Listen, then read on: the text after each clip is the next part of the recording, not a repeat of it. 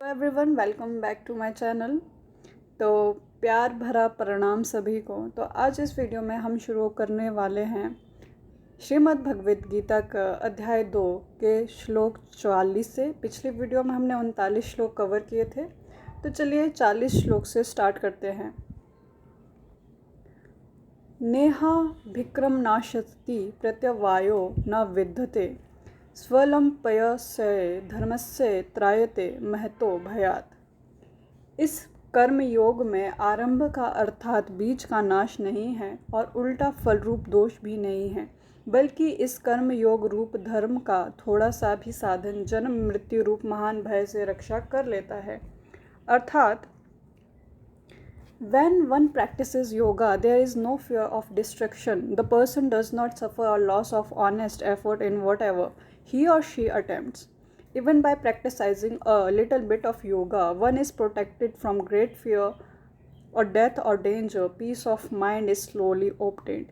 तो यहाँ पे जो श्री कृष्ण जी है वो कर्म योग का मतलब समझा रहे हैं कि कर्म योग का जो आरंभ होता है उसका जो फल है आपको वो धीरे धीरे आपको मिलेगा, एकदम से नहीं मिलेगा। बट जो कर्म योग से है आपके जीवन में जो भय है किसी चीज़ को लेके वो धीरे धीरे दूर हो जाएगा। आप काफ़ी ज़्यादा मोटिवेटेड फील करोगे और जो आपको भय का किसी भी चीज़ का आपको जो है भय नहीं रहेगा लाइफ में। तो वही यहाँ पे श्री कृष्ण जी समझा रहे हैं अर्जुना से। और जो पीस ऑफ माइंड है वो भी आपको धीरे धीरे आपकी लाइफ में आएगा अगर आप जो कर्म योग है यानी कि योगा है जो वो शुरू करोगे। श्लोका 41। व्यवसायत्मिका बुद्धिरेकेहे कुरुनंदन बहुशाखा हनंतश्च बुद्धियो व्यवसाय नामः। हे अर्जुन, इस कर्म योग में निश्चयात्मिकता बुद्धि एक ही होती है, किंतु अस्थिर विचार वाले विवेकहीन सकाम मनुष्यों की बुद्धियां निश्चय ही बहुत भेदों वाली और अनंत होती हैं। Those with a firm mind, O Arjuna, are decisive about everything. Those whose minds are infirm are not decisive in their actions, and their intellect wanders in many directions. तो यहाँ पे जो श्री कृष्ण जी है वो बताते हैं कि जो लोग कर्म योग करते हैं उनकी जो बुद्धि होती है वो बहुत ही फर्म रहती है, यानी कि स्थिर रहती है, एक जगह पे रहती है, उनका दिमाग भटकता नहीं है बहुत दिशाओं में। और बता रहे हैं कि जो लोग विवेकहीन होते हैं, जिनके अंदर जिनका दिमाग कंट्रोल में नहीं होता है, उनकी जो बुद्धि है वो कभी इस तरफ जाती है कभी उस तरफ, मतलब उनका ध्यान चारों दिशाओं में रहते हैं। वो बिल्कुल भी जो मतलब योग को फॉलो नहीं करते हैं तो उनका दिमाग हर चीज़ की तरफ रहता है, वो कभी भी उनका दिमाग एक स्थिति में नहीं आता है, यानी कि एक डायरेक्शन में वो नहीं जाते हैं। श्लोका 42, 43 और 44। यामिमा पुष्पिताम वाचम प्रदंत विपक्षितः वेदवादरतः पार्थ नान्यः दस्तिति वादिनः कामतमान स्वर्गपरा जन्म कर्म फलप्रदाम क्रिया विशेष बहुलाम भोगेश्चर गतिमः प्रति भोगेश्रव्य प्रसतकानां तया बृहच्चेतसामः व्यवसायत्मिका बुद्धि समाधो न विधीयते। हे अर्जुन, जो भोगों में तन्मय हो रहे हैं वो कर्म फल के प्रशंसक वेद वाक्यों में ही प्रीति रखते हैं, जिनकी बुद्धि में स्वर्ग की परम प्राप्य वस्तु है और वो जो स्वर्ग से बढ़कर दूसरी कोई वस्तु ही नहीं है, ऐसा कहने वाले हैं वे अविवेकजन इस प्रकार की। आगे बताएंगे। जिस पुष्पित अर्थात दिखाऊ शोभायुक्त वाणी को कहा करते हैं, जो कि जन्म रूप कर्म फल देने वाली एवं भोग तथा ऐश्वर्य की प्राप्ति के लिए नाना प्रकार की बहुत सी क्रियाओं का वर्णन करने वाली है, उसी वाणी द्वारा जिनका चित्त हर लिया गया है, जो भोग और ऐश्वर्य में अत्यंत आसक्त है, उन पुरुषों की परमात्मा ने निश्चयात्मक बुद्धि नहीं होती। अब जो पूरे तीनों श्लोकों का मतलब समझाया गया, एक बार हम इंग्लिश में भी रीड कर लेते हैं मोर अंडरस्टैंडिंग के लिए। O Arjuna, unwise people who think of nothing but material desires and pleasures, and who believe in the Vedas as well, think that heaven means the absolute end of oneself.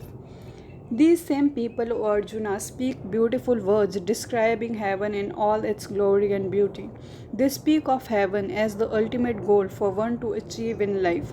They speak of all the good actions they have performed in life, and that the result of their good deeds will be the gaining of worldly pleasures and everlasting wealth in their present life, as well as ensure favorable and pleasant birth in their next life. O Arjuna, these ignorant people who seek pleasures through material possessions and prosperity, and brainwashed and obsessed with the desire for more and more material pleasures, because of this brainwashed state of mind and this obsession, they are unable to think logically and lack the wisdom to make wise decisions for themselves in life.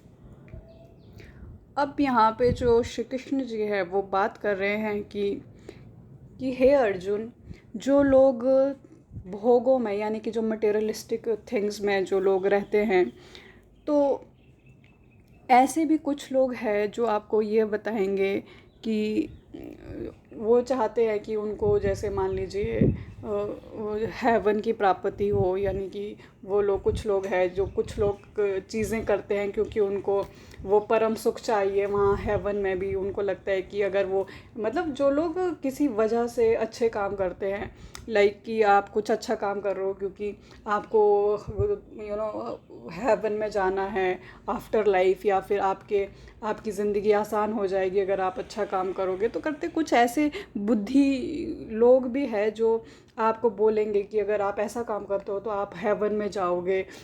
यानी कि जो दिमाग की शांति है उसको materialistic चीज़ों से जोड़ रहे हैं लोग। कि कुछ लोग ऐसे भी हैं जो अच्छे काम कर रहे हैं, और क्यों कर रहे हैं, क्योंकि उनको आफ्टर लाइफ या फिर इसी ज़िंदगी में उनको उससे कुछ बेनिफिट होगा। वो ऐसा सोचता है कि अगर हम ये अच्छा काम करेंगे तो हमारी आगे की ज़िंदगी अच्छी होगी, और क्या बोलते हैं उन्हें हेवन में वो जाएंगे आफ्टर डेथ, और वहाँ पे उन्हें अच्छी सुख सुविधा मिलेगी। तो करते कुछ ऐसे लोग भी हैं जो ऐसा सोचते हैं कि इसको आप बोल देते हो कि इसका आत्मा और परमात्मा का मिलन है। करते नहीं, ये सब चीज़ें व्यर्थ है। करते अगर आप ऐसे इंटेंशन को लेके कोई भी कर्म योग करोगे तो उसका कुछ भी फ़ायदा नहीं है। अगर आप ऐसे विचार रखते हो कि इससे हमारे को अच्छे फल की प्राप्ति होगी, जैसे कि वो पिछले श्लोकास में अर्जुन श्री कृष्ण जी ने कहा था कि जब भी आप कोई काम करते हैं तो उसके जो बोलते हैं कि काम करो पर फल की चिंता मत करो। अगर आप किसी फल को पाने के लिए, जैसे कि फल हो गया यहाँ पे, जैसे कि आप अच्छा जीवन आगे चाहते हैं इसलिए आप कोई अच्छा काम कर रहे हैं, या फिर आपको चाहते हैं कि हमें जब हम मर जाएंगे उसके बाद हम स्वर्ग चले जाएंगे, वहाँ पे हमें अच्छी अच्छी फैसिलिटीज़ मिलेगी। तो कुछ लोग करते ऐसा मानते हैं कि ये कर्म योग है, ये योग कर्म योग नहीं है। तो यहाँ पे क्लियरली बताया गया है कि कर्म योग है कि जब आप अपने को परमात्मा से मिलाना चाहते हैं बिना किसी स्वार्थ के, बिना किसी आपको उसके बदले में कुछ नहीं चाहिए, तो वो जो है वो सच्चे वाला जो है कर्मयोग कहलाता है। ये नहीं कि आपको कुछ मटीरियलिस्टिक चीज़ों के लिए आप भाग रहे हो, उसके लिए आप कोई काम कर रहे हो, वो कर्मयोग नहीं है। श्लोकः 45। त्रिगुण्य विषया वेदः निस्त्रितगुण्यो भवार्जुनः निद्वन्द्वन्द्व नित्यसत्त्वतवस्थो निर्योगक्षेमः आत्मवानः। हे अर्जुन, वेद उपयुक्त प्रकार से तीनों गुणों के कार्य रूप समस्त भोगों एवं उनके साधनों का प्रतिपादन करने वाले हैं। इसीलिए तो उन भोगों एवं उनके साधनों में आसक्तिहीन, हर्ष शोक आदि द्वंद्वों से रहित नित्य वस्तु परमात्मा में स्थित, योगक्षेम को ना चाहने वाला और स्वाधीन अंतकरण वाला हो। The Vedas deal many mainly with the three gunas, qualities in nature. One of these is known as the material portion of life in the world. You must overcome all of these gunas, O Arjuna. Get rid of all your doubts, free yourself of all frustrations and grief, and devote mind and soul to God. This is true peace and happiness. इस श्लोका में जो true piece और happiness है उसका मतलब बताया गया है। तो यहाँ पे आगे श्री कृष्ण जी कहते हैं कि जो हमारे वेदास हैं वो तीन गुणों में जो है काम करते हैं, जैसे क्वालिटीज़, यानी गुनाज मतलब जो तीन क्वालिटीज़ या नेचर के बारे में बताते हैं हमें वन, और उसमें से एक है मटेरियल पोर्शन ऑफ लाइफ, कि जो मटेरियलिटी रहती है उसके बारे में भी जो है वेदास जो है उसमें बताया गया है। मटेरियल चीज़ों के पीछे हम लोग भागते हैं, तो उसमें से एक मटेरियलिस्टिक चीज़ भी है, पीस भी होता है, मटेरियलिस्टिक चीज़ है। तो वो बोलते हैं कि जो इंसान इन सभी मटेरियलिस्टिक चीज़ों से ऊपर उठकर जो है, आपको अगर रियलिटी में जो सच्चा पीस और हैप्पीनेस चाहिए तो आपको मटेरियलिस्टिक चीज़ों से ऊपर उठकर आपको भगवान में विश्वास रखना पड़ेगा। आपको भगवान के लिए डिवोट अपना माइंड करना पड़ेगा, अपना माइंड और सोल जो है वो भगवान को समर्पित करनी पड़ेगी। तभी आप जो है रियल मीनिंग जो है आपको ट्रू पीस और हैप्पीनेस का आप जान सकते हो कि रियलिटी में जो है ट्रू पीस एंड हैप्पीनेस क्या होता है। ये नहीं कि आप स्वर्ग में जाना चाहते हो तो आप भगवान की स्तुति कर रहे हो या फिर आपको कुछ बेनिफिट चाहिए, नहीं। तो अगर आप वो करोगे तो उससे आपको जो है मेंटल पीस नहीं मिलेगा, क्योंकि जब भी आप कुछ पाने की इच्छा रखते हो तो वहाँ पे फिर वो चीज़ आ जाती है कि आपको वो चीज़ चाहिए, तो फिर वहाँ पे आप पूरी जो है अपने आप को कहते हैं ना कि पूरा आप समर्पित नहीं कर पाते। तो जब वही है कि जब तक आप अपने आप को पूरा समर्पित नहीं करोगे तब तक आपको रियल पीस और हैप्पीनेस नहीं मिलेगा। श्लोकः 40। यावनर्थः उत्पादपाने स्वरतः स्मप्लुतोदकेः तावन् स्वेरेषु वेदेषु ब्रह्माण्डस्य विजानतः। सब ओर से परिपूर्ण जलाशय के प्राप्त हो जाने पर छोटे जलाशय में मनुष्य का जितना प्रयोजन रहता है, ब्रह्मा को तत्व से जानने वाले ब्राह्मण का समस्त वेदों में उतना ही प्रयोजन रह जाता है। O Arjuna, to an enlightened soul, the Vedas are only as useful as a tank of water during a flood. तो यहाँ पे जो कहा गया है कि जब हमको बड़ा जलाशय मिल जाता है, मान लीजिए आप पानी की खोज में जा रहे हैं और आपको बड़ा जलाशय यानी कि पानी से भरा हुआ जो भी है कोई मिल जाती है, नदी मिल जाती है, तो आप फिर मान लीजिए जैसे आप पानी की खोज में हैं, आपको समंदर मिल गया, तो उस समंदर के आगे जो नदी है उसकी जो है तो उसकी वैल्यू जो है वो कम रह जाती है। तो कहते हैं कि उसी प्रकार जो ब्रह्मा के तत्व यानी कि आप जो ब्रह्मा का ज्ञान है उसको जानने वाले ब्राह्मण का, तो वेद उसके आगे वैसे ही है जैसे जो समस्त ज्ञान है ब्रह्म ज्ञान है। तो ब्रह्म ज्ञान वो समंदर है और जो वेद है वो नदी। तो उसका नदी का जितना प्रयोजन रह जाता है उतना ही वेदों का हमारी ज़िंदगी में रह जाता है जब हम ब्रह्म ज्ञान को प्राप्त कर लेते हैं। तो वो समझाया गया है।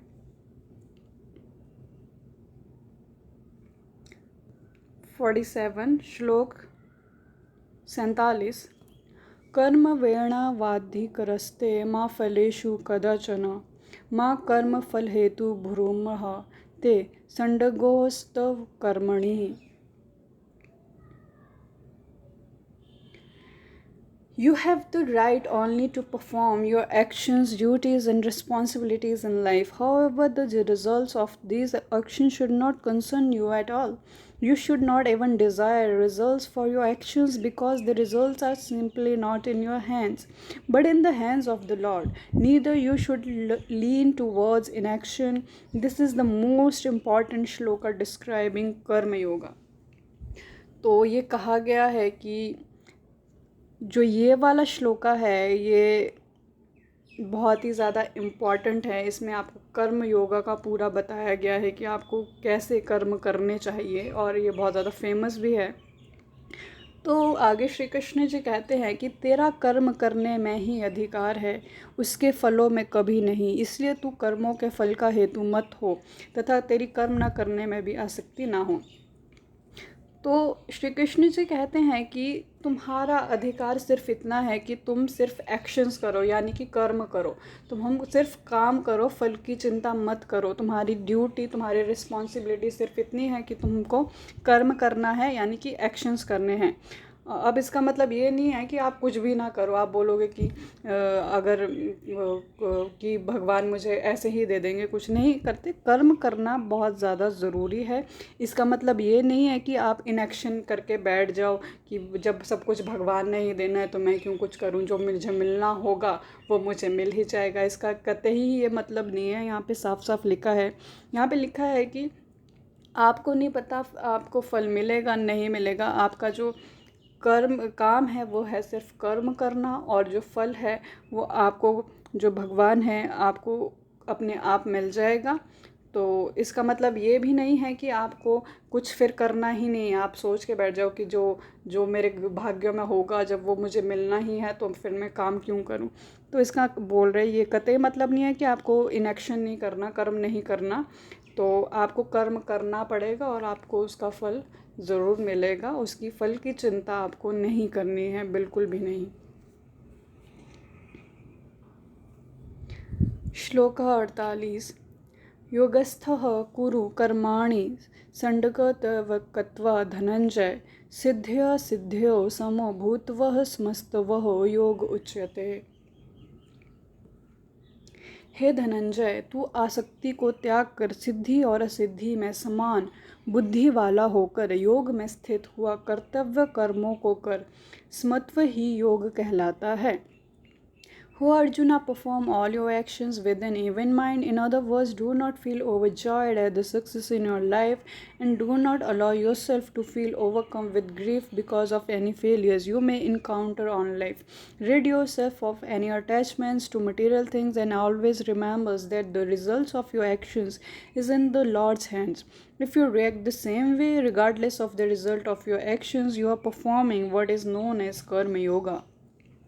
यहाँ पे भी वही कर्म योगा की डेफिनेशन जो है या उनका उसका अर्थ समझा रहे हैं कि हे अर्जुन, तुम सिर्फ जो है एक स्थिर माइंड से एक्शंस करो, कर्म करो, और उसके बाद अगर तुम्हें जो है तुम्हें सक्सेस मिलती है तो उस सक्सेस से तुमको ज़्यादा खुश भी नहीं होना है, और अगर तुम फेल हो रहे हो तो तुमको उदास भी नहीं होना है।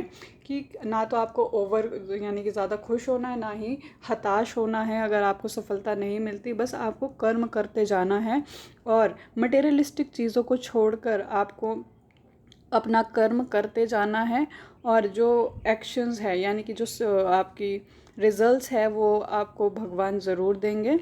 और जो है अगर आप इस मनोस्थिति बनाकर, यानी कि आप मटेरियलिस्टिक चीज़ों को छोड़कर सिर्फ अपने कर्म करते हो, तो इसी चीज़ को बोलते हैं कर्म योगा। जहाँ पे आप कोई एक्शन कर रहे हो और जो है रिज़ल्ट की टेंशन आप नहीं ले रहे, रिज़ल्ट आप नहीं कर रहे। देखिए बहुत बड़ी बात जो है, बहुत कुछ यहाँ से हमको सीखने को मिलता है कि किस तरह से हमें अब माइंड सेट होना चाहिए जब भी हम कोई एक्शंस करते हैं। तो बस आपको जो है मेहनत करनी है और करते जानी है और फल की चिंता नहीं करनी है। श्लोक 49। दूरेण हावरं कर्म बुद्धियोग धनंजय बुधो शरणं मनविच्छः कृपाणः फलहेतुः। इस मत्व रूप बुद्धि योग से सकाम कर्म अयंत ही निम्न श्रेणी का है। इसीलिए हे धनंजय, तू समबुद्धि में ही रक्षा का उपाय ढूंढ, अर्थात बुद्धि योग का ही आश्रय ग्रहण कर, क्योंकि फल के हेतु बनने वाले अत्यंत दीन हैं। When actions are performed by a person for any selfish motive or gain, that person shall always suffer and remain disappointed in life. Those, however, who practice karma yoga or the yoga of even mindedness are free from any worries or disappointments, for they do not care for the results of their actions and duties.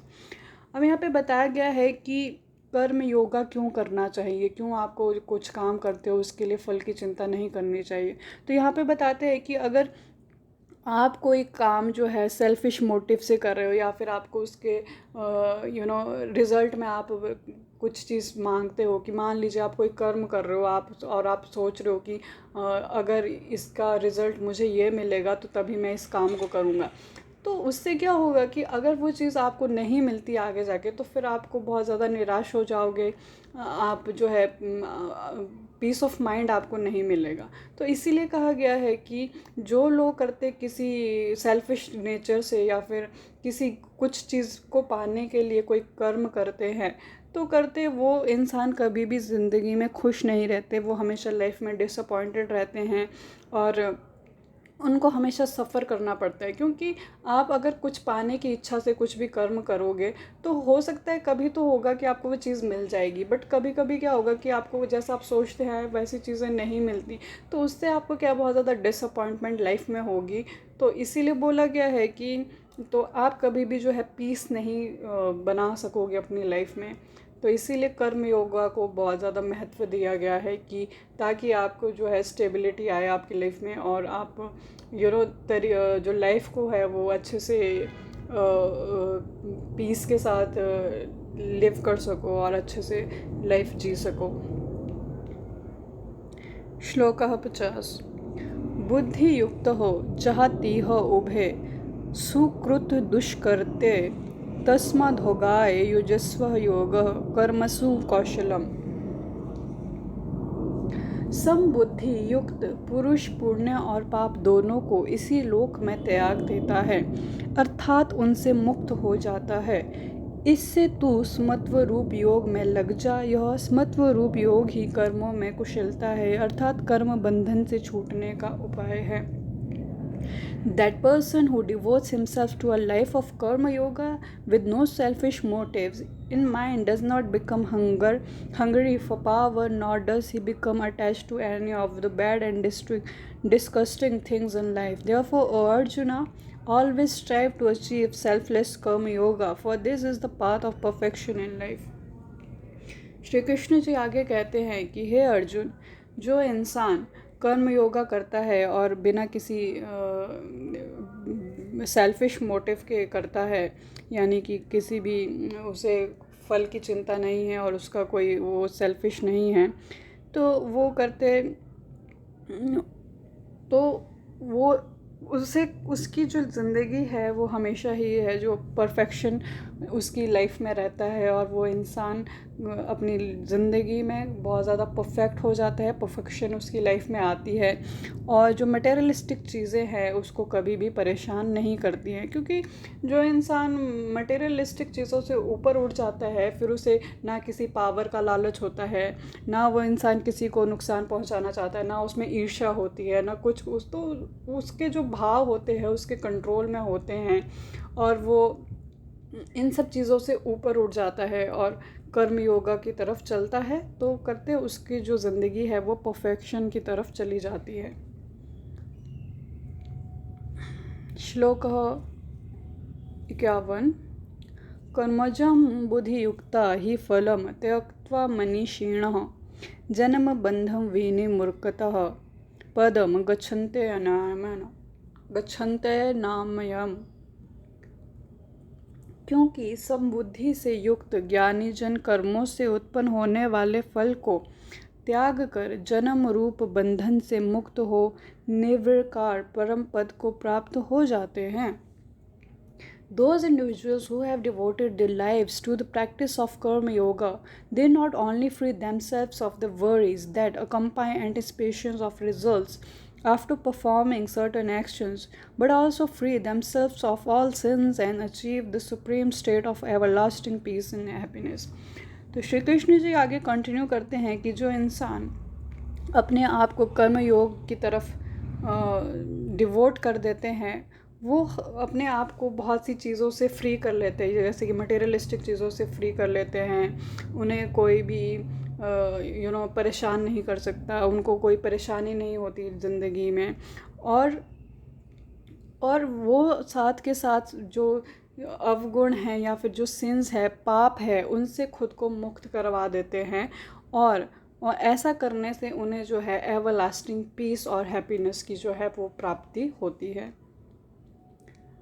श्लोकः 52। यदा ते मोहकलिलं बुद्धिव्यतितृष्यति तदा गन्तासि निर्वेदं श्रोतव्यस्य श्रुतुस्य च।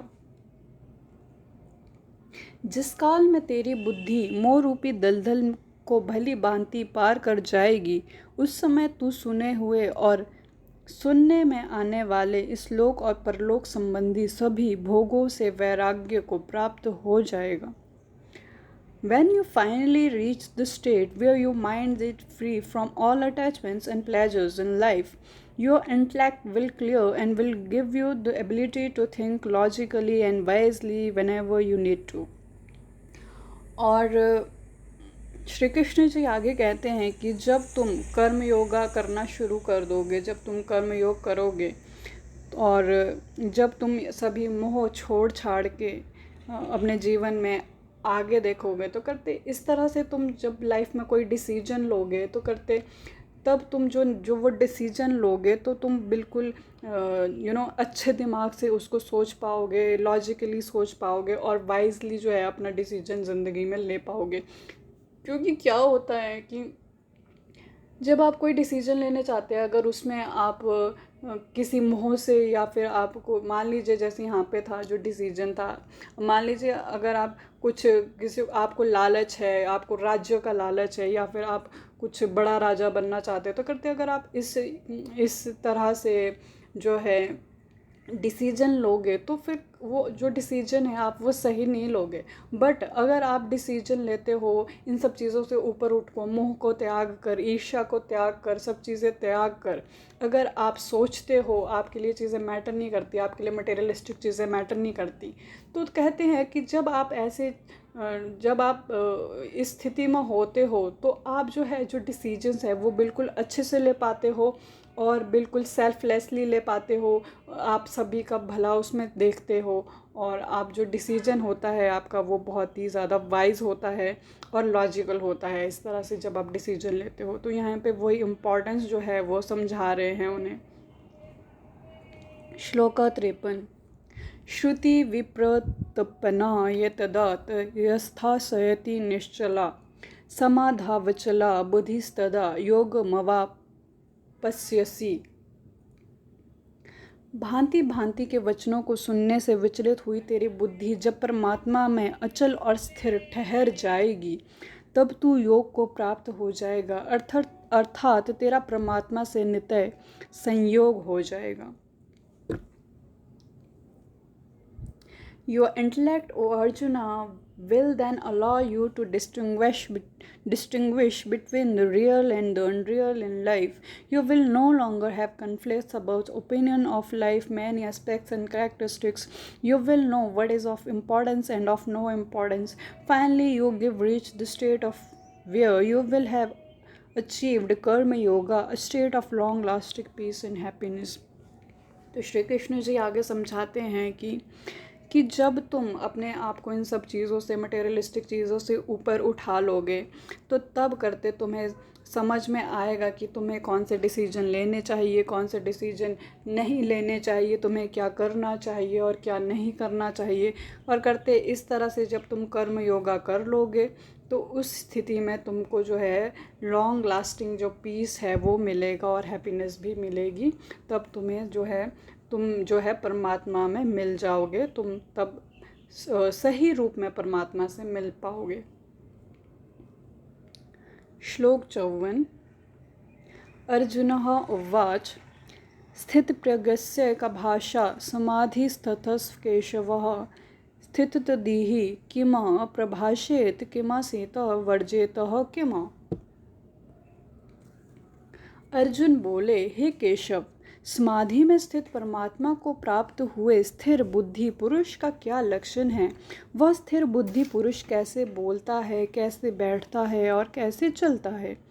Arjun asked the Lord, Dear Keshava, Krishna, what are the characteristics of a man who is very wise, has a firm intellect, and placed or engrossed in a superconscious state? How does this type of person speak, sit, and walk?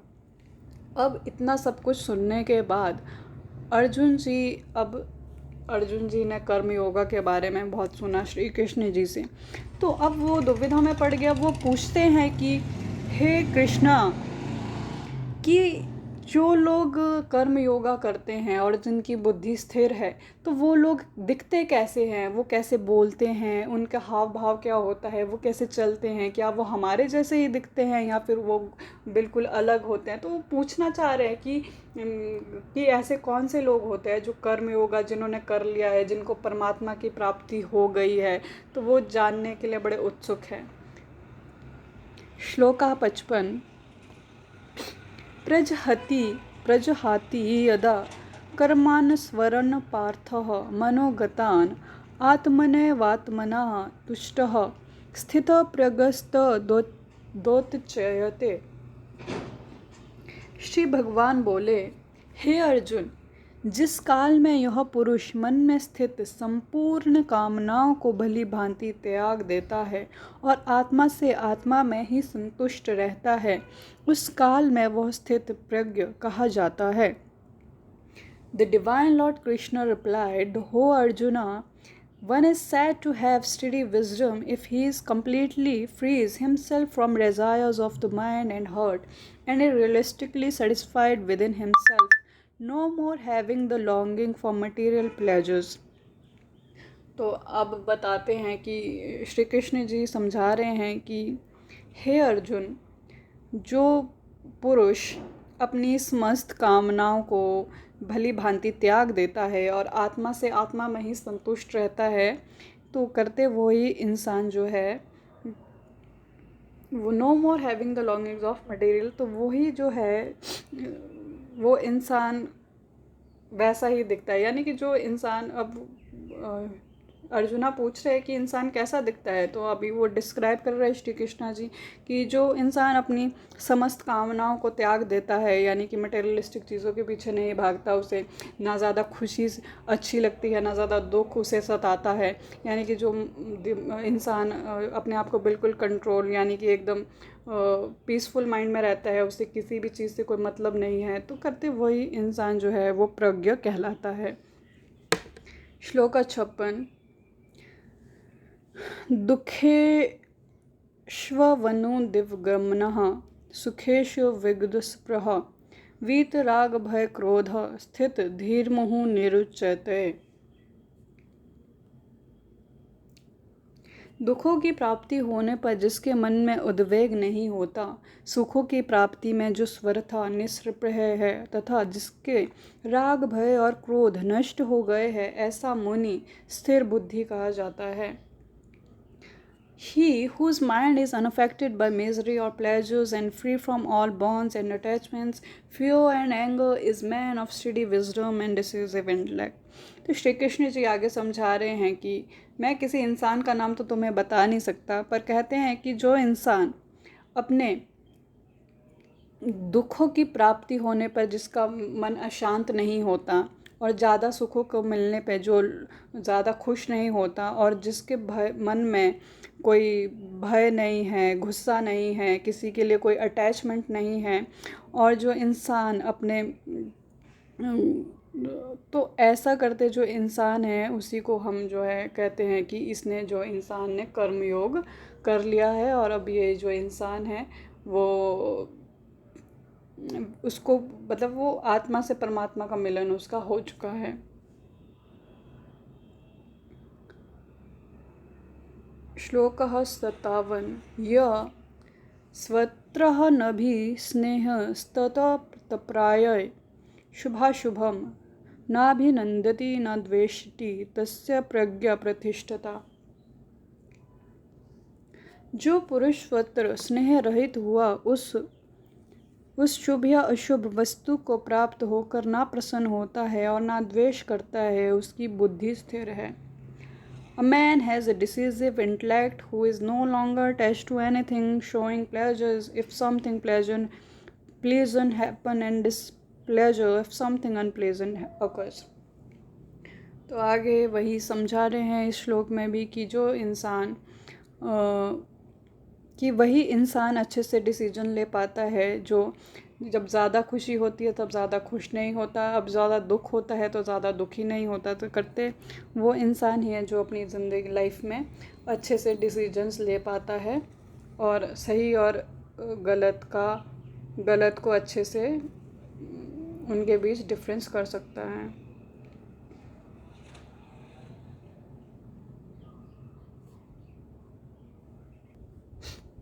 श्लोकः 58 यदा संहरते चायं कुर्मो अंडगर्निवः स्पर्शः इंद्रियाणि निन्द्रियथर्वे भय सतसहे प्रज्ञा प्रतिष्ठिता। जैसे कछुआ सबोर से अपने अंगों को जैसे समेट लेता है, वैसे ही जब वह पुरुष इंद्रियों के विषय से इंद्रियों को सब प्रकार से हटा लेता है, तब उसकी बुद्धि स्थिर होती है, ऐसा समझना चाहिए। तो अब आगे कहते हैं श्री कृष्ण जी की बुद्धि स्थिर कब होती है किसी इंसान की। तो यहाँ पे समझाते हैं कि just as a tortoise withdraws or retreats its limbs into its shell, a person with the firm mind and decisive intellect can withdraw his senses from sensual objects. कि जो इंसान अपने जो सेंसेस हैं, इंद्रियों को कंट्रोल में रख देता है, तो वही इंसान जो है अच्छे से डिसीजंस ले सकता है और वही जो है पुरुष है वो महान होता है। तो ऐसा समझना चाहिए कि उस इंसान की बुद्धि स्थिर है जो अपने इंद्रियों को अपने वश में जो है वो कर लेता है।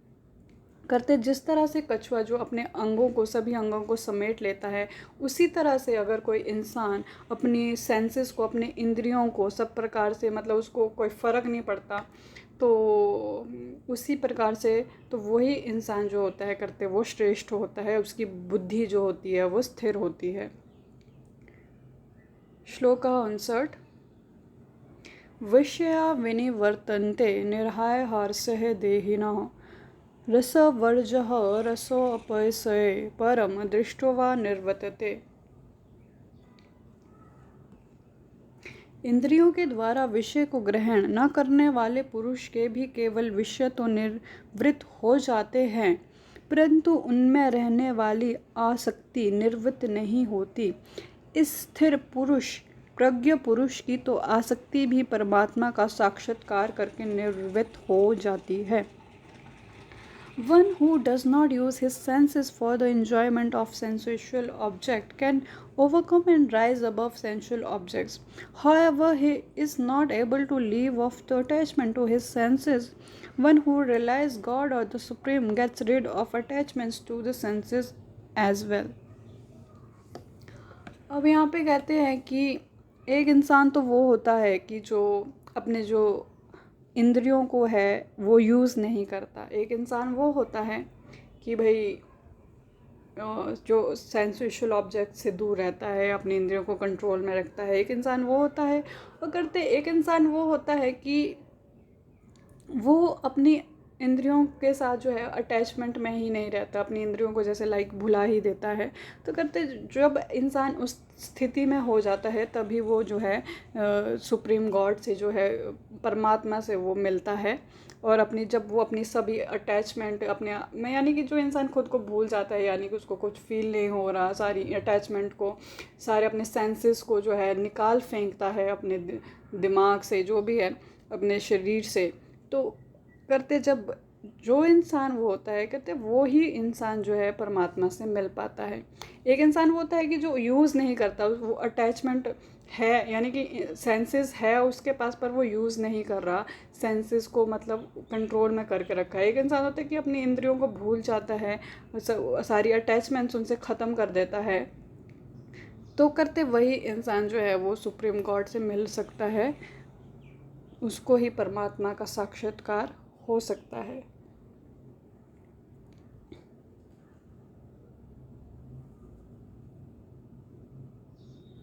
श्लोकः 60।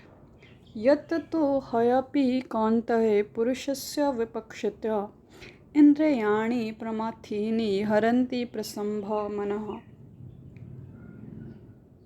हे अर्जुन, आसक्ति का नाश न होने के कारण ये प्रमथन स्वभाव वाली इंद्रियां यत्न करते हुए बुद्धिमान पुरुष के मन को भी बलात्कार से हर लेती है।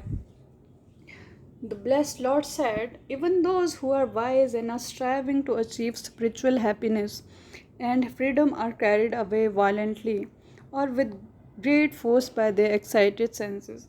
तो अब सेंसेस के विषय में जो है श्री कृष्ण जी आगे कहते हैं कि हे अर्जुन, ये जो इंद्रियां हैं ये किसी भी मतलब जो विवेकहीन है उनको तो ये इनका तो मतलब दिमाग ख़राब कर ही लेती है, बट जो इंद्रियां हैं करती इतनी पावरफुल होती हैं कि जो इंसान बहुत अच्छा है यानी कि जो स्पिरिचुअल हैप्पीनेस को प्राप्त यानी कि जो परमात्मा को प्राप्त करना चाहता है वो इंसान और वो प्रयत्न कर रहा है भगवान को प्राप्त करने का, तो करते उसे भी अपने घेरे में ऐसे फंसा लेगी क्योंकि उसे इतना परेशान कर देगी कि करते करके आसान बात नहीं है इंद्रियों को कंट्रोल करना। ये किसी ज्ञानी पुरुष को भी अपने जो जाल में है वो फंसा सकती है।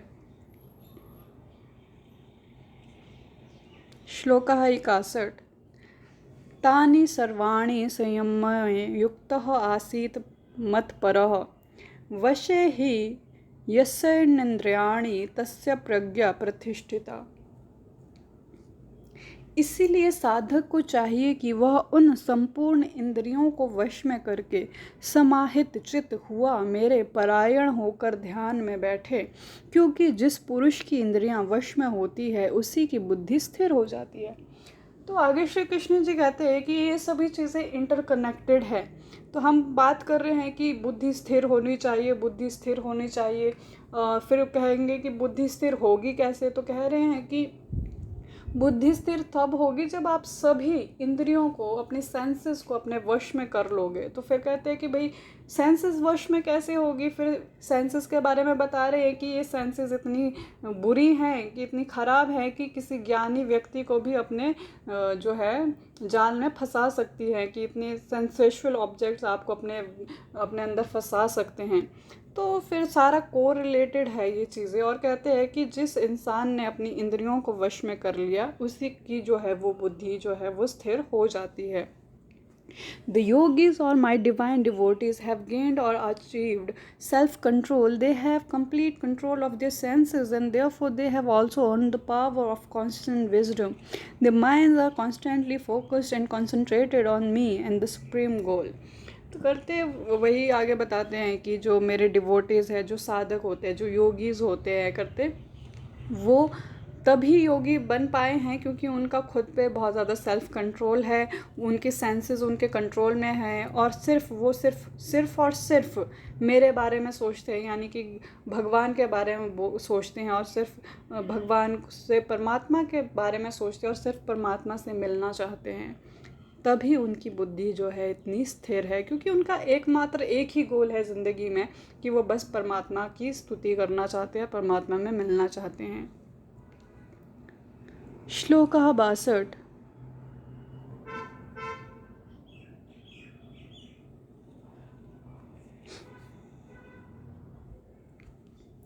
ध्यायतो विषयान् पुंसः षण्डगंस्तेषु पूजायते षण्डगान्तस्य जायते कामः क्रामः ततो क्रोधो विजायते। विषयों का चिंतन करने वाले पुरुष की उन विषयों में आसक्ति हो जाती है, आसक्ति से उन विषयों की कामना उत्पन्न होती है और कामना में विघ्न पड़ने से क्रोध उत्पन्न होता है। Those who always think about sensual objects get attached to those objects. Attachment arouses desire and one does not get what one desires. Irritation is aroused and from irritation streams anger and frustration. तो श्री कृष्ण जी आगे समझाते हैं कि कैसे जो लोग हैं जो सिर्फ परमात्मा में जो है लीन रहते हैं, कैसे उनको परमात्मा की प्राप्ति होती है और क्यों वो इतने स्थिर होते हैं, कि उनका माइंड इतना स्थिर होता है कि वो सिर्फ परमात्मा की ही भक्ति में लगे रहते हैं। तो यहाँ पे रीज़न बता रहे हैं कि अगर वो लोग अपने इंद्रियों को काबू में नहीं करेंगे तो उससे होगा क्या। तो करते होगा ये कि अगर कोई इंसान अपने इंद्रियों को काबू में नहीं रखेगा तो किसी विषय में, यानी कि किसी ऑब्जेक्ट के बारे में सोचेगा कि अच्छा मुझे अगर किसी अटैचमेंट के यानी कि लव या प्यार, क्रोध, मतलब किसी भी ऑब्जेक्ट के बारे में सोच सकता है। और अगर जिस बारे में वो इंसान सोच रहा है और अगर वो उसको नहीं मिलता, उससे क्या होगा, उसको डिज़ायर पैदा होगी कि अच्छा अब मुझे ये करना है, अब मुझे ये करना है, अब मुझे ऐसा करना है। और करते अगर वो चीज़ वो पूरी नहीं हुई तो उससे उसको इरिटेशन होगी, और इरिटेशन होगी तो इरिटेशन होने से क्या होगा, उसके अंदर गुस्सा आएगा और वो गुस्से और फ्रस्ट्रेशन से भर जाएगा। तो अगर वो गुस्से और फ्रस्ट्रेशन से भर जाएगा तो फिर वो अपनी जो है स्तुति कैसे करेगा, वो भगवान पे को टाइम कैसे दे पाएगा उन सब चीज़ों के लिए, अगर वो मटेरियलिस्टिक चीज़ों में फंस जाएगा। तो इसीलिए समझा रहे हैं कि तो आपको ये सब चीज़ें त्यागनी पड़ेगी, सेंसेस को अपने कंट्रोल में रखना पड़ेगा, तभी आप परमात्मा से मिल सकते हैं। श्लोक 63। क्रोध भवति सम्मोहो सम्मोहो हास स्मृति विभ्रम स्मृति भ्रशांदः बुद्धिनाश बुद्धिनाशत प्रणश्यति। क्रोध से अत्यंत मूढ़ भाव उत्पन्न हो जाता है, मूढ़ भाव से स्मृति में भ्रम हो जाता है, स्मृति में भ्रम हो जाने से बुद्धि अर्थात ज्ञान शक्ति का नाश हो जाता है, और बुद्धि का नाश हो जाने से यह पुरुष अपनी स्थिर से गिर जाता है। अब पूरा प्रोसेस यहाँ पे समझा रहे हैं कि जब कोई इंसान को क्रोध आता है कि कुछ कार्य पूरा नहीं हुआ, उसके कारण जो है क्रोध आ गया, तो क्रोध से क्या होता है कि अब क्रोध में आने से क्या हो जाता है कि इंसान को भ्रम होना शुरू हो जाता है, वो कन्फ्यूजन स्टेट में आ जाता है, उसका दिमाग कंफ्यूज होने लगता है। और जब वो कंफ्यूज हो जाता है तो उसके बाद जो उसके पास इतनी नॉलेज है, वो नॉलेज जो है वो ख़राब होनी शुरू हो जाती है, क्योंकि उसका माइंड स्थिर नहीं रहता उसके बाद। तो जो रीज़न है, लॉजिक है, वो रीज़न और लॉजिक से नहीं सोचता है, और उससे होता क्या है कि वो कन्फ्यूज़न जब होता है तो इंसान अब जो दिखता है वो उस हिसाब से ही सोचता है, और कुछ चीज़ें तो इमेजिन भी कर लेता है। तो इसीलिए कहते हैं कि वो अपनी बुद्धि का प्रयोग उस वक्त नहीं करता, जिससे उसकी जो नॉलेज है वो किसी काम की नहीं रहती। और जब नॉलेज किसी काम की नहीं रहेगी तो उसका जो कंट्रोल है खुद पर से वो निकल जाता है। तो पूरा प्रोसेस यहाँ पे समझाया गया है। श्लोक 64। राग द्वेष व्युत्तेजसतुः विषयानिन्द्रियेषु आत्मवशे विधेयात्मः प्रसादम् अधिगच्छति। परंतु अपने अधीन किए हुए अनंत करण वाला साधक अपने वश में की हुई राग द्वेष से रहित इंद्रियों द्वारा विषय में विचरण करता हुआ अनंत करण की प्रसन्नता को प्राप्त होता है। But the disciplined wise man who has control over his senses and is free from attraction and emotional distractions gains peace and purity of the self. आगे वही कहते हैं कि पर जो इंसान करते डिसिप्लिन होता है, जो जिसका कंट्रोल होता है खुद पर करते, उसे इन सब चीज़ों से नहीं गुजरना पड़ता, और वो सभी तरह की डिस्ट्रैक्शंस और जो है चीज़ों से हमेशा ही दूर रहता है, और उसको प्योरिटी उसको मिलती है, पीस मिलता है लाइफ में, और वो अच्छा जीवन जीता है। श्लोक 65। प्रसादे स्वर दुखानां हानि रस्योपजायते प्रसन्नचेतसो हयाशु बुद्धि पर्यवतिष्ठते।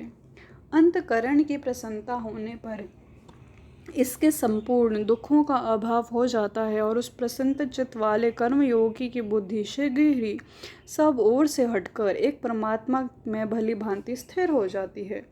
Purity of self gets rid of all miseries and grief. A person with internal purity soon develops steady wisdom and clear, unclouded intelligence. तो आगे कहते हैं कि जो कर्म योगा करता है तो उससे क्या है कि जो कर्म बुद्धि वाले लोग होते हैं वो जो अपना धीरे धीरे अपना जो इंटरनल प्योरिटी है वो धीरे धीरे धीरे धीरे जब डेवलप करते हैं तो उससे क्या होता है कि जो सारी जो उनके दिमाग में जितना भी अनक्लैरिटी होती है वो सारी निकल जाती है, सब कुछ क्लियर होता है और वो अपने आप को विजडम की तरफ ले जाते हैं, अपने आप को बिल्कुल बिल्कुल ऐसा मतलब अपने आप को परमात्मा से वो जोड़ पाते हैं एक तरह से। श्लोक 66 नास्ति हि बुद्धि रयुक्तस्य न चायुक्तस्य भावनः न चाभावयतः शान्तिरशानन्तस्य ekuतः सुखम। न जीते हुए मन और इंद्रियों वाले पुरुष में निश्चयत्मिकता बुद्धि नहीं होती और उस अयुक्त मनुष्य के अंतकरण में भावना भी नहीं होती तथा भावनाहीन मनुष्य को शांति नहीं मिलती और शांति रहित मनुष्य को सुख कैसे मिल सकता है। One who cannot control his senses is one who is lacking in steady wisdom and intelligence and also lacks proper feeling or sentiments. A person who cannot think properly and make decisions with the clear mind cannot have peace of mind, and without peace of mind there can be no happiness. तो अब आगे श्री कृष्ण जी कहते हैं कि अगर कोई इंसान, अगर कोई अब जिसका इंद्रियां उसके वश में नहीं हैं तो करते उसके साथ होगा क्या, होगा ये कि वो ना तो अच्छी तरीके से अपनी जो है ना तो वो अपनी नॉलेज का अच्छे से उपयोग कर पाएगा, ना ही वो जो है उसको फीलिंग्स जो है उसके जो थॉट्स है ना ही वो उनको अच्छे से समझ पाएगा, ना ही वो एक जो बोलते हैं कि अच्छे से डिसीजंस अपनी लाइफ में ले पाएगा। और करते जब वो अच्छे से डिसीजंस नहीं ले पाएगा तो वो लेगा क्या, वो अपने ख़राब डिसीजंस लेगा जो कि उसकी लाइफ में बहुत सी चीज़ें मतलब लाइक उसकी जो लाइफ है वो ख़राब हो जाएगी। तो जब ख़राब लाइफ में आप पीस ऑफ माइंड को ढूंढोगे तो जब वो मिलेगा ही नहीं तो उसकी लाइफ में हैप्पीनेस करते किस तरह से आएगी। तो मतलब ऐसे लोगों की जो ज़िंदगी होती है उसमें कभी भी हैप्पीनेस नहीं होती, क्योंकि उन्होंने जो अपनी लाइफ के डिसीजंस है वो गुस्से में लिए हैं या फिर अच्छे से नहीं लिए, अपनी दिमाग का यूज़ करके नहीं लिए, क्योंकि वो लोग जो है सेंसेस के उसमें चक्रव्यूह में फंस जाते हैं और वो उसी तरीके से अपने लाइफ के डिसीजंस लेते हैं जो कि उनको लगता है कि शॉर्ट टर्म में तो वो ठीक है बट लॉन्ग टर्म में वो कभी भी आपको हैप्पीनेस नहीं दे पाएंगे, ना ही आप कभी खुश रह पाओगे। श्लोक 67 इंद्रियाणा ही चरताम यन्मनो विधीयते तदरस्य हरति प्रज्ञां वायुनर्वां विभासी। क्योंकि जैसे जल में चलने वाली नाव को वायु हर लेती है वैसे ही विषय में विचरित हुई इंद्रियों में से मन जिस इंद्रिय के साथ रहता है वो एक ही इंद्रिय इस अयुक्त पुरुष की बुद्धि को हर लेती है। The mind of those who run after on pursue material pleasures and sensual objects is often clouded and led on the wrong path just as the wind blows away the ship on the waters. तो अब श्री कृष्ण जी कहते हैं कि इंद्रियों की जैसे जल में चलने वाली नाव को जो है आंधियाँ अपने साथ ले जाती है, उसी तरह अगर कोई इंसान अपने इंद्रियों के बस में नहीं है, वो मटेरियलिस्टिक चीज़ों के पीछे भाग रहा है या फिर बहुत ज़्यादा सेंसेशुअल है, उसे मान लीजिए किसी चीज़ में बड़ी रुचि है, बहुत ज़्यादा इंसान किसी चीज़ के पीछे भाग रहा है कि हाँ जी आपको वो चीज़ चाहिए तो करते हैं, ऐसे इंसान क्या होते हैं कि रॉन्ग पाथ पे जल्दी चले जाते हैं। और क्या बोलते हैं, जैसे हवा जो है कश्ती को अपने साथ भाग के ले जाती है वैसे ही इंद्रियां जो है उस इंसान को बर्बाद कर देती है और वो इंसान का जो माइंड है उसके कंट्रोल में नहीं रहता है। श्लोक 68 तस्मादस्य मा बाहो निगृहतानि सर्वश इंद्रियाणि निन्द्रियार्थसे भय तस्य प्रज्ञा प्रतिष्ठिता। इसीलिए हे माँ बाहो, जिस पुरुष की इंद्रियों के विषय से सब प्रकार निग्रह की हुई है उसी की बुद्धि स्थिर है। O Arjuna, therefore with the senses under control, protected from sensual objects, not only one have the ability to reason things out properly, but also gains peace of mind, leading to internal bliss and happiness. तो आगे कहते हैं कि जिस इंसान की यानी कि पुरुष की जो सेंसेस है उसके कंट्रोल में रहती है, और तो करते वही इंसान जो है इंटरनिटी को प्राप्त होता है, हैप्पीनेस को प्राप्त होता है और पीस को प्राप्त होता है. श्लोक 69. या निशा सर्वभूतानां तस्याम जागृति संयमी यस्याम जागृति भूतानि स निशा पश्यतो मुने.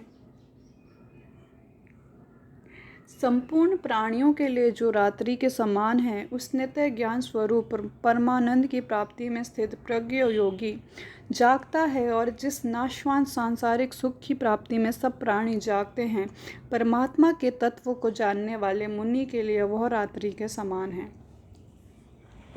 When it's a night for all others, the wise man is always awake. When others are aware and deceived by sensual objects, the wise man who knows the truth and has realized God shuts his eyes to daylight and the misleading material objects that attract people and consider it night. He is not easily deceived. तो यहाँ पे कहते हैं कि जो संपूर्ण प्राणी हैं, यानी कि जब इंसान रात में सोता है तो करते तो वही रात जो लोग भगवान की स्तुति करते वही रात उनके लिए दिन के समान होती है. और जो लोग मटेरियलिस्टिक चीज़ों के पीछे भागते हैं करते उनके लिए तो वो दिन होता है, पर वही दिन जो है परमात्मा में विश्वास रखने के लिए वो जो है वो रात्रि के समान होता है, क्योंकि उनको उन मटेरियलिस्टिक चीज़ों से फ़र्क ही नहीं है. उनको कुछ नहीं चाहिए, वो मटेरियलिस्ट वो ना कुछ शो ऑफ करना चाहते हैं, ना उन्हें कुछ किसी चीज़ की ना उनको किसी चीज़ की वो है कि भाई हमको ये चाहिए लाइफ में, हमको ये करना है, ऐसा करना है, हमको ये चाहिए, पैसा चाहिए, ऐसा उनको कुछ उस चीज़ से कोई मतलब ही नहीं है. तो करते जब सामान्य यानी कि जो नॉर्मल मनुष्य जो है क्या दिन भर भाग दौड़ करता है, किसी न किसी मटेरियलिस्टिक चीज़ के पीछे भागता है, तो करते जो योगी लोग होते हैं करते वो उनके लिए रात्रि के समान है.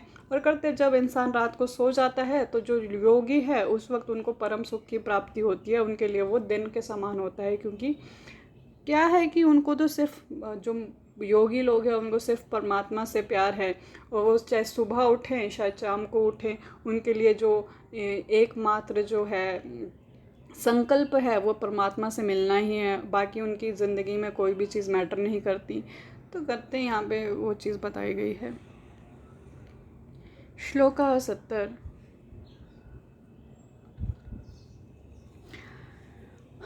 अपूर्णमाण मछल प्रतिष्ठम समुद्रः मापः प्रविशन्ति यद्वतः तद्वकामः यम प्रविशन्ति सर्वे स शान्तिमापोनति न कामकामी.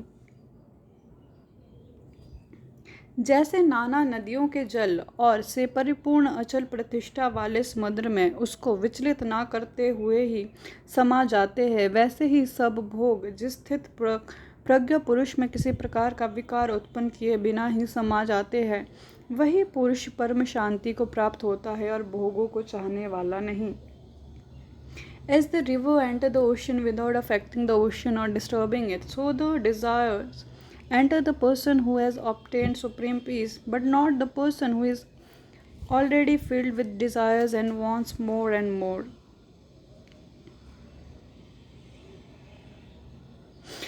कहते हैं कि जिस तरह से समुद्र में जो नदियां हैं बिना समुद्र को हानि पहुंचाए, यानी कि समुद्र में उसको डिस्टर्ब नहीं करती है, एकदम से उसमें समा जाती है, करते उसी तरह से जो इंसान भगवान को प्राप्त हो जाता है, परमात्मा को प्राप्त हो जाते हैं, तो उसे कोई भी उस इंसान को कोई भी जो चीज़ है जो कि बाहर की चीज़ है वो उस इंसान को अफेक्ट नहीं कर सकती.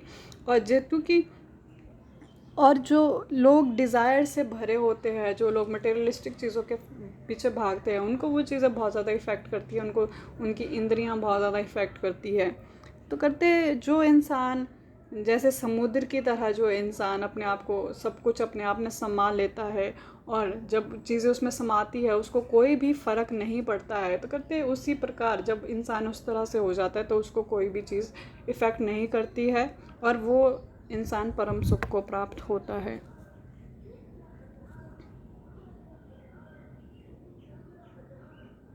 श्लोक 71।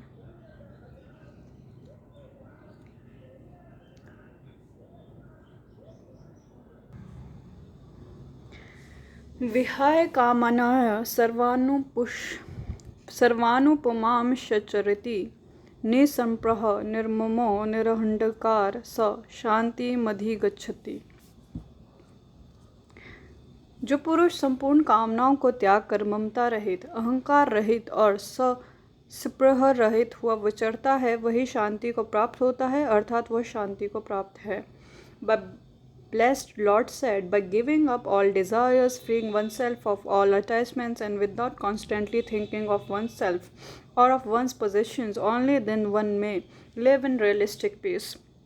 तो श्री कृष्ण जी आगे कहते हैं कि जो इंसान अपनी सभी इच्छाओं को त्याग देता है और खुद को सभी अटैचमेंट से अलग कर देता है, यानी कि सभी उसको किसी भी प्रकार से किसी से भी कोई अटैचमेंट नहीं है, और जो इंसान सेल्फलेसली काम करता है तो वही इंसान जो है पीस को प्राप्त करता है, क्योंकि उसे किसी से मतलब ही नहीं रहेगा। ऑब्वियस सी बात है, जब इंसान अपनी सभी इच्छा को भूल जाएगा, अहंकार को भूल जाएगा, तो उसे हर इंसान में अच्छाई ही दिखाई देगी और वो संपूर्ण ज्ञान को भी प्राप्त होगा, परमात्मा को भी प्राप्त होगा, और उससे उसे जो है पीस को की भी जो है प्राप्ति होगी। श्लोक 72। एषः भ्रामिः स्थिति पार्थः नैनाम प्रापयः विमोहयति स्थितित्वासयामन्तः काले अपि ब्राह्मणी निर्वाणमृच्छति। हे अर्जुन, यह ब्रह्मा को प्राप्त हुए पुरुष की स्थिति है। इसको प्राप्त होकर योगी कभी मोहित नहीं होता और अनंत काल में भी इसी ब्राह्मी स्थिति में स्थित होकर ब्रह्म आनंद को प्राप्त हो जाता है। The blessed Lord spoke, O Arjuna, this is the state of a person who has truly realised God. After obtaining supreme bliss by realizing God, this person cannot be deceived by any of life's evils. Until the time of death, one remains firm in the state and ultimately achieves supreme peace and tranquility. तो अब श्री कृष्ण जी आगे कहते हैं कि हे अर्जुन, तुमने मुझसे question पूछा था कि वो इंसान कैसा दिखता है, क्या खाता है, क्या पीता है, कैसे उसके लक्षण होते हैं, कि जो इंसान परमात्मा को प्राप्त होता है वो कैसा दिखता है।